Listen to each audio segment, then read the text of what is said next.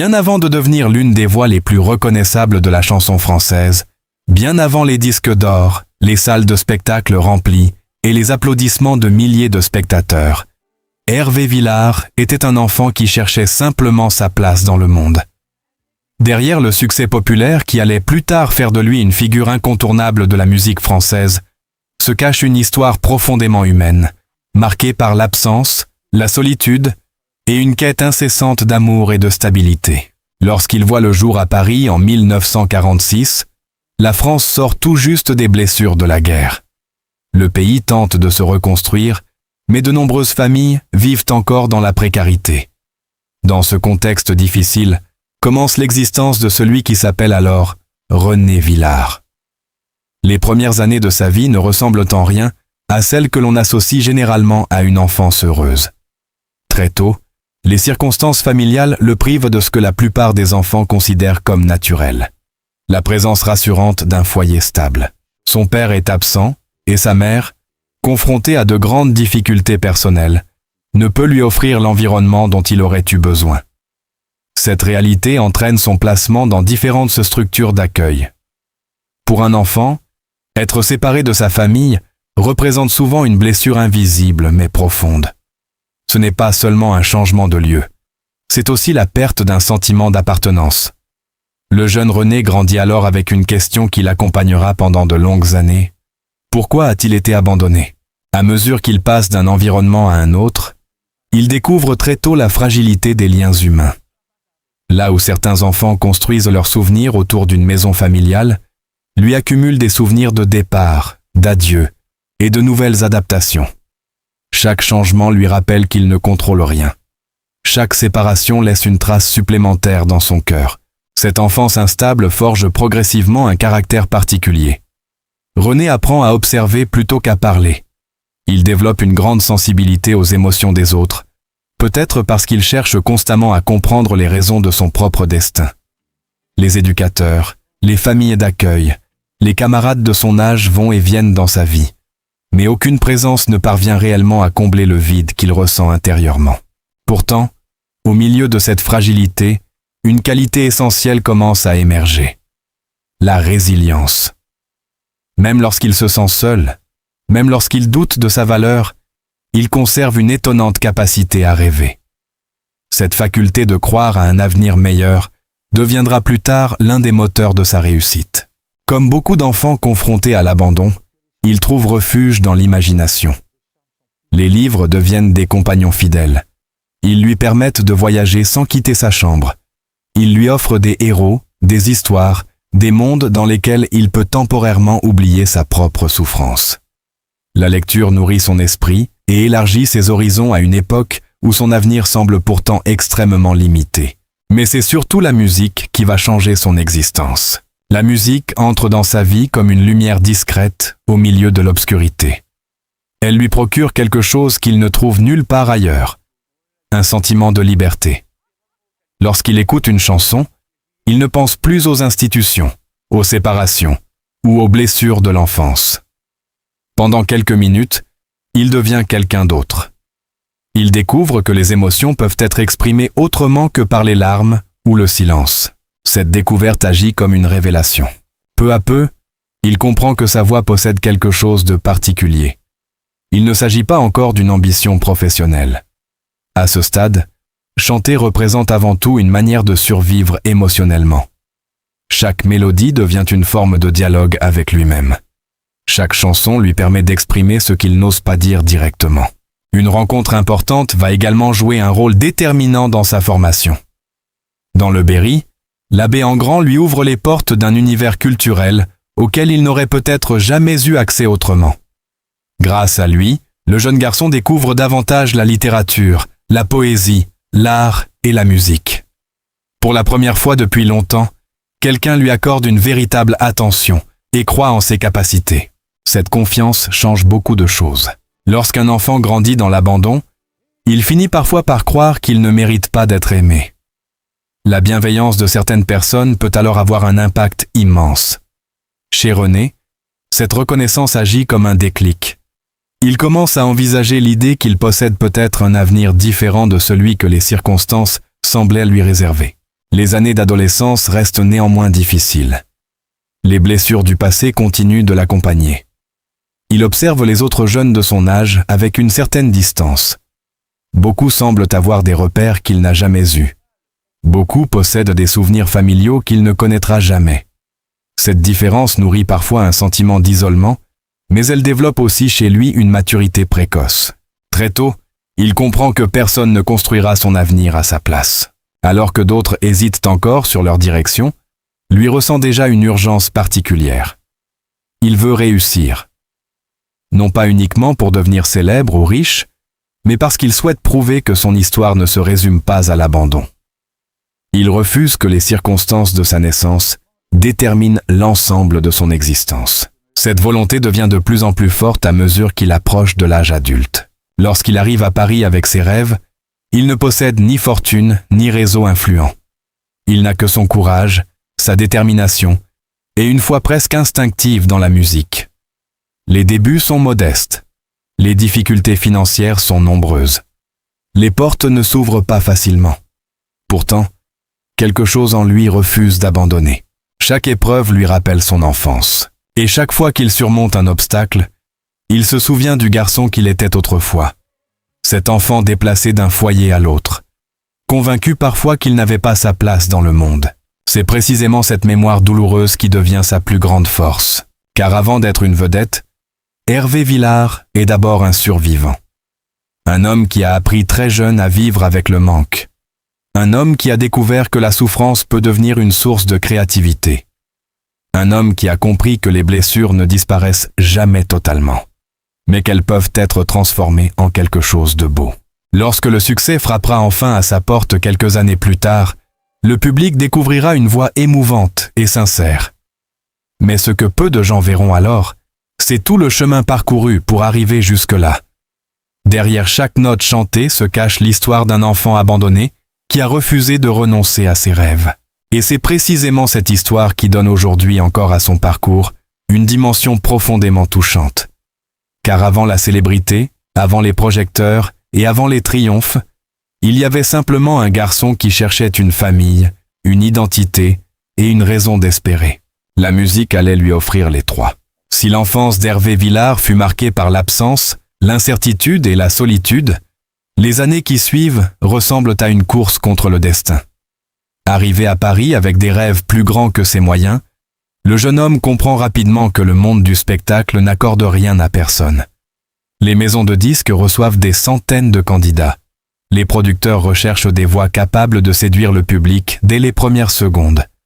Dans cet univers compétitif, nombreux sont ceux qui abandonnent avant même d'avoir eu leur chance. Mais Hervé Villard n'est pas comme les autres. Depuis son enfance, il a appris à survivre dans l'adversité.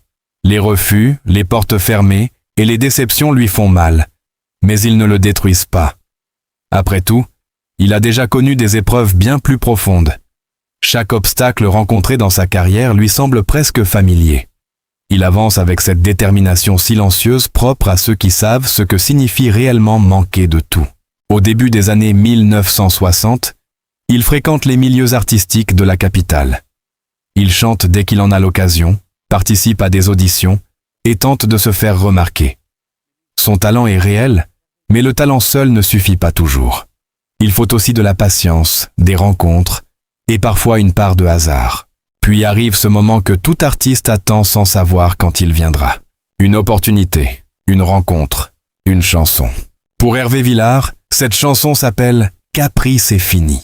Lorsqu'elle sort en 1965, personne n'imagine encore l'ampleur du phénomène. Le titre raconte une histoire simple, celle d'un amour terminé, d'un bonheur qui s'éloigne et d'un souvenir impossible à oublier. Pourtant, quelque chose dans cette mélodie touche immédiatement le public. Peut-être parce que chacun y retrouve un fragment de sa propre vie. Peut-être parce que la voix du jeune chanteur porte une émotion authentique que l'on ne peut pas fabriquer. En quelques semaines, le succès devient immense. Les radios diffusent la chanson en boucle. Les ventes explosent. Le nom d'Hervé Villard apparaît partout. Du jour au lendemain, celui qui avait grandi dans l'incertitude devient l'une des nouvelles figures de la chanson française. Pour beaucoup, cette réussite ressemble à un conte de fées. Mais la réalité est plus complexe. Car derrière les sourires affichés devant les photographes, quelque chose ne change pas. Les blessures de l'enfance sont toujours là. Le succès lui apporte enfin ce qu'il n'avait jamais connu auparavant. Une sécurité financière, une reconnaissance publique et l'admiration de millions de personnes. Pourtant, aucune salle de concert remplie ne peut remplacer une enfance perdue. Aucun disque d'or ne peut effacer totalement les années d'abandon. Cette contradiction va l'accompagner pendant toute sa carrière. À mesure que sa popularité grandit, son emploi du temps devient de plus en plus chargé. Les tournées se multiplient, les voyages s'enchaînent, les interviews deviennent quotidiennes. Le jeune homme découvre alors une autre forme de solitude, celle que connaissent parfois les célébrités. Car la célébrité rapproche le public, mais éloigne souvent de la vie ordinaire. Dans les hôtels, dans les trains, dans les coulisses des spectacles, Hervé Villard passe une grande partie de son temps loin de toute stabilité. D'une certaine manière, cette existence itinérante lui rappelle parfois les déplacements constants de son enfance.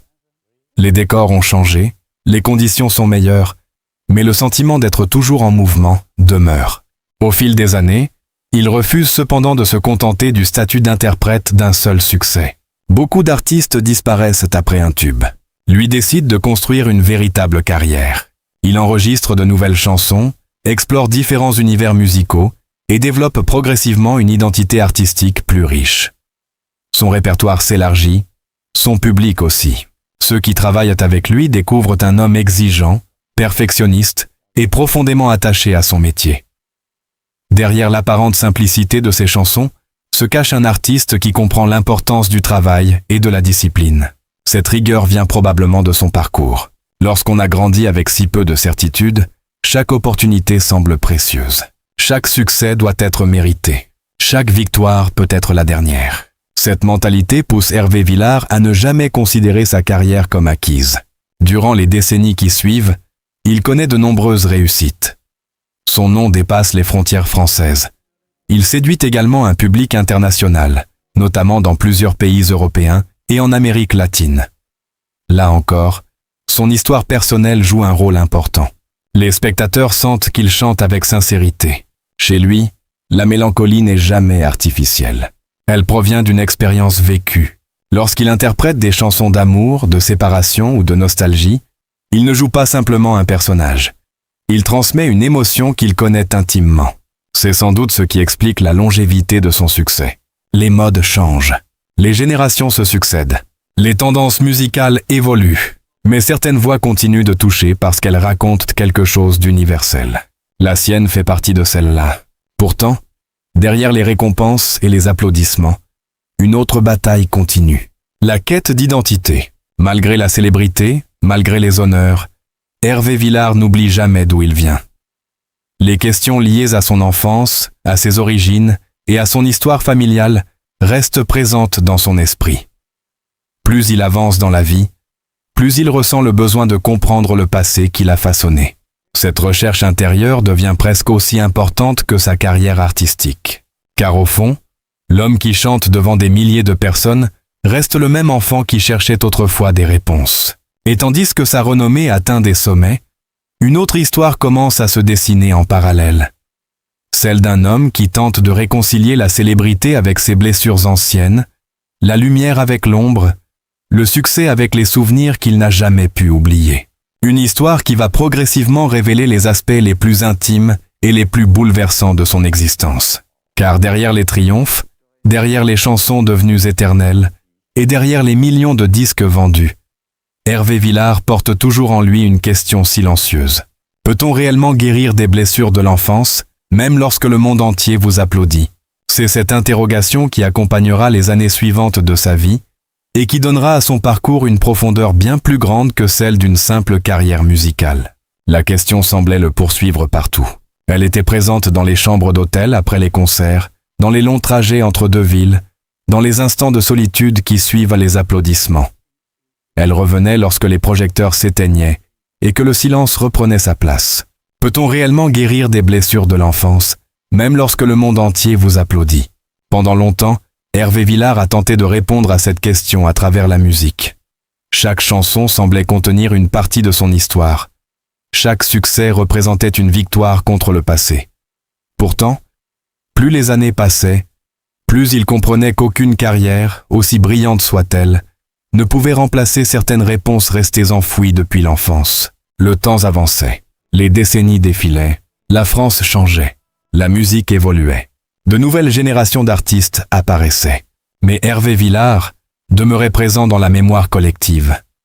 Son nom restait associé à une époque particulière de la chanson française, une époque où les mélodies racontèrent des histoires simples, où les émotions occupaient encore le premier plan, et où une chanson pouvait accompagner toute une vie. Pourtant, loin des scènes et des studios d'enregistrement, une autre aventure commençait.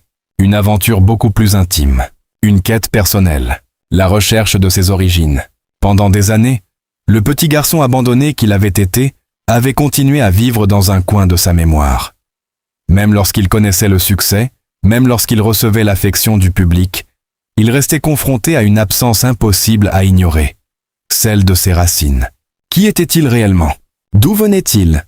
Pourquoi son enfance avait-elle été marquée par tant de ruptures? Ces interrogations l'accompagnaient depuis toujours. Avec le temps, elles devinrent plus fortes encore. Car lorsqu'un homme atteint la maturité, il regarde souvent son passé différemment. Les blessures ne disparaissent pas, mais elles prennent un autre sens. On ne cherche plus seulement à comprendre ce qui s'est produit. On cherche à comprendre qui l'on est devenu à cause de ce qui s'est produit. Pour Hervé Villard, cette réflexion devient essentielle. L'enfant blessé est devenu un artiste reconnu. Mais l'artiste reconnu souhaite désormais retrouver l'enfant, retrouver son histoire, retrouver sa vérité. Cette démarche n'a rien de spectaculaire. Elle se déroule loin des caméras, loin des titres sensationnalistes et loin du bruit médiatique. Pourtant, elle constitue sans doute l'un des chapitres les plus importants de sa vie. Car il faut parfois davantage de courage pour affronter son passé que pour monter sur scène devant des milliers de personnes. À mesure qu'il avance dans cette quête intérieure, il découvre que certaines blessures ne demandent pas nécessairement à être effacées. Elles demandent à être comprises. Cette nuance change tout. Pendant longtemps, il avait considéré son enfance comme une douleur. Désormais, il commence à la voir aussi comme une source de force. Sans ces épreuves, serait-il devenu l'artiste qu'il est? Sans ces années de solitude, aurait-il développé une telle sensibilité? Sans cet abandon précoce, aurait-il été capable de toucher autant de personnes à travers ses chansons? Les réponses restent impossibles à connaître. Mais une certitude apparaît progressivement. Son passé ne constitue plus uniquement une souffrance. Il fait partie de son identité. Et cette identité, il choisit finalement de l'assumer pleinement. Cette évolution transforme également son rapport à la célébrité. Dans sa jeunesse, le succès représentait une forme de revanche contre le destin. Il fallait réussir. Il fallait prouver quelque chose. Il fallait montrer au monde qu'il était capable de s'élever au-dessus des circonstances. Avec l'âge, cette nécessité s'atténue. L'homme devient plus serein. Le regard des autres perd une partie de son importance. La reconnaissance reste précieuse, mais elle n'est plus indispensable à son équilibre intérieur. Cette maturité lui permet de porter un regard différent sur son parcours. Il ne voit plus seulement les triomphes. Il voit aussi les sacrifices, les longues périodes loin de ceux qu'il aime, les occasions manquées, les moments de doute, les amitiés perdues, les choix difficiles imposés par la carrière. Comme beaucoup d'artistes de sa génération, il comprend que le succès possède toujours un prix. Ce prix n'apparaît pas dans les statistiques de vente. Il ne se mesure pas en récompense. Il se mesure en années de vie, en absences, en renoncement, en silence. Pourtant, malgré ses sacrifices, Hervé Villard ne semble jamais avoir perdu l'essentiel, son humanité. C'est peut-être ce qui explique l'affection durable que lui porte le public. Les gens ne reconnaissent pas seulement sa voix. Ils reconnaissent son authenticité. Dans une époque où l'image est souvent soigneusement contrôlée, son parcours conserve quelque chose de profondément vrai. Il ne prétend pas être un héros. Il ne prétend pas avoir tout réussi. Il accepte ses failles. Il accepte ses regrets. Il accepte ses blessures. Et c'est précisément cette sincérité qui touche. À mesure que les années passent, son histoire prend une dimension presque symbolique. Elle devient celle d'une génération entière. Une génération qui a connu les transformations de la société française, les bouleversements culturels, les espoirs et les désillusions du temps qui passe. Ces chansons deviennent alors plus que de simples succès populaires. Elles deviennent des souvenirs, des repères émotionnels. des fragments de mémoire collective. Combien de couples se sont rencontrés en écoutant ces chansons? Combien de familles ont partagé ces mélodies lors de moments heureux? Combien de personnes ont trouvé du réconfort dans sa voix pendant les périodes difficiles? Personne ne peut le savoir exactement. Mais c'est là que réside la véritable mesure d'une carrière artistique. Pas dans les chiffres, pas dans les trophées, dans les émotions laissées derrière soi. Et sur ce point, l'héritage d'Hervé Villard est immense. Aujourd'hui, lorsqu'on regarde l'ensemble de son parcours, il apparaît clairement que sa vie ne peut être résumée à la tristesse. Oui, il a connu l'abandon. Oui, il a connu la solitude. Oui, certaines blessures l'ont accompagné toute son existence. Mais il a également connu l'amour du public, l'amitié, la reconnaissance, le respect, la réussite. Et surtout, il a connu quelque chose que peu de personnes obtiennent au cours d'une vie. La capacité de transformer sa souffrance en beauté. C'est probablement là son plus grand accomplissement. Transformer les cicatrices en chansons. Transformer le manque en émotion. Transformer les larmes en souvenirs partagés. Lorsque les générations futures évoqueront Hervé Villard, elles se souviendront sans doute de ses succès, de sa voix unique et de sa place dans l'histoire de la chanson française. Mais elles se souviendront également d'un homme qui n'a jamais cessé de se battre contre les fantômes du passé. Un homme qui aurait pu sombrer dans l'amertume, mais qui a choisi la création. Un homme qui aurait pu rester prisonnier de ses blessures, mais qui a décidé d'avancer. Un homme qui a compris, avec le temps, que les cicatrices ne disparaissent jamais complètement, mais qu'elles peuvent devenir la preuve que l'on a survécu. Et peut-être est-ce là la plus belle définition de son existence. Non pas celle d'une star, non pas celle d'une célébrité, mais celle d'un être humain qui a traversé la douleur sans jamais perdre sa capacité à émouvoir les autres. Car au-delà des chansons, au-delà des années et au-delà de la célébrité, c'est cette leçon de courage silencieux qui demeure. Et c'est précisément pour cette raison que l'histoire d'Hervé Villard continue encore aujourd'hui de toucher le cœur de tant de personnes. Et tandis que les dernières notes de son histoire résonnent encore dans nos mémoires, une chose demeure certaine. Derrière chaque chanson d'Hervé Villard se cache une leçon de vie, de courage et de résilience. Son parcours nous rappelle que même les blessures les plus profondes ne peuvent empêcher un être humain de laisser une empreinte lumineuse dans le cœur des autres. Si cette histoire vous a touché, si vous avez découvert ou redécouvert l'incroyable destin d'Hervé Villard à travers ce documentaire, n'hésitez pas à soutenir notre travail. Abonnez-vous dès maintenant à la chaîne pour ne manquer aucune de nos prochaines enquêtes consacrées aux plus grandes célébrités d'hier et d'aujourd'hui. Chaque semaine, nous vous proposons des récits inédits, des biographies fascinantes, des révélations surprenantes, des histoires d'amour, de succès, de drames et de destins hors du commun qui ont marqué le monde du spectacle.